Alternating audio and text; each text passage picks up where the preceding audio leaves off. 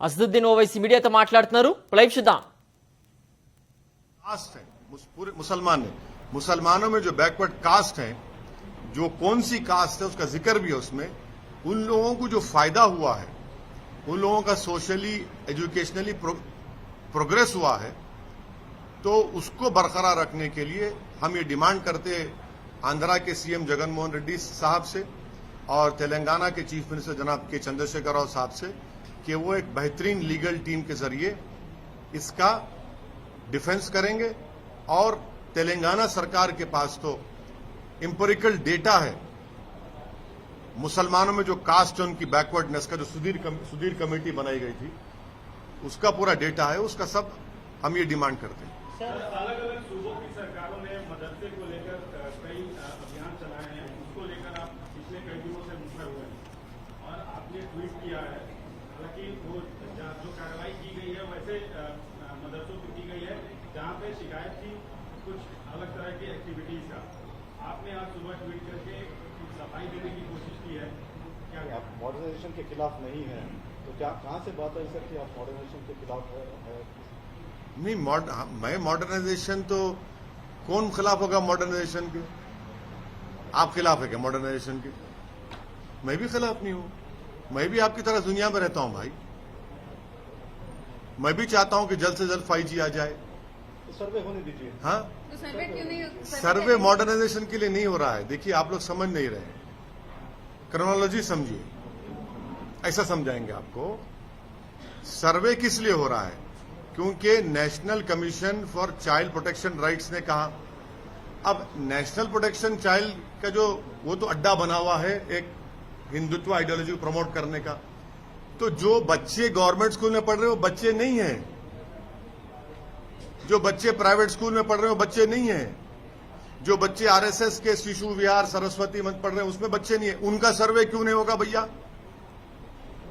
आप एक selected targeted सर्वे कर रहे हैं ताकि डेटा हासिल करने के बाद उनको हरास किया जाए.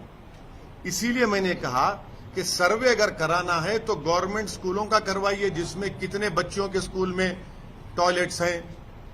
आप तो महिला जर्नलिस्ट हैं, आप मेरी बात को बेहतर समझ सकते हैं. कितने गवर्नमेंट स्कूलों में पीने का पानी है, बिजली है.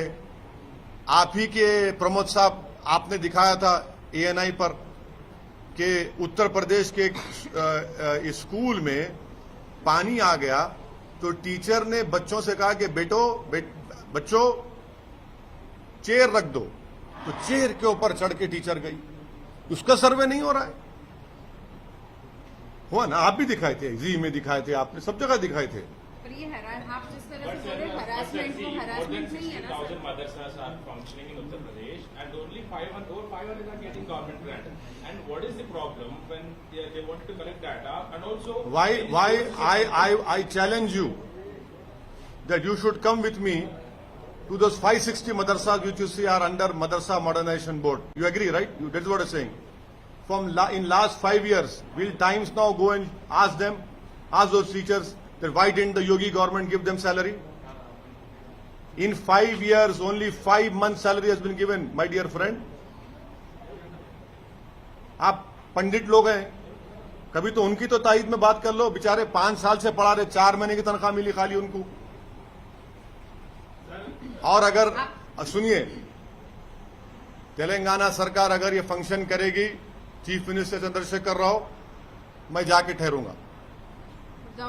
सुनिए, गवर्नमेंट ऑफ भारत सरकार अगर लिबरेशन डे छोड़कर नेशनल इंटीग्रेशन डे मनाएगी, MIM पार्टी भी खड़े रहेंगी जाके. तो अब आप कन्विंस करिए बीजेपी को अपने तरीके से कि नाम चेंज नहीं. आप तकलीफ में मत आइए. अपने आपकी हंसी, हैदराबाद में बोलते हंसी तो फंसी, तो आप फंसे. तो अब आप जो है अपने तरीके से उनको कन्विंस करिए. ये है हमारा बोलना. सर, जामिया निजामिया ने एक फतवा इशू किया है सर. वो ये जो पूरा इशू चल रहा है ब्लास्फेमी का, उसके ऊपर उस फतवे को कैसे हमें देखा जाए? क्या उस फतवे में क्या है आशीष साहब? ये कहा गया है सर कि जो हिंसा की बात करता है और इश्क निंदा के खिलाफ वो गैर इस्लामिक है, उसको सपोर्ट नहीं किया जा सकता पर्टिकुलरली हाँ, ये फतवा आप भेजे आशीष मेरे को। ये 26 अगस्त का फतवा है, उर्दू में पढ़ लेता हूं, आप तो फसी उर्दू है, माफ करना। क्या फरमाते उलमाए दीन और मुफ्तियान शरीयत इस मसले में कि क्या गुस्ताख रसूल की सजा कत्ल है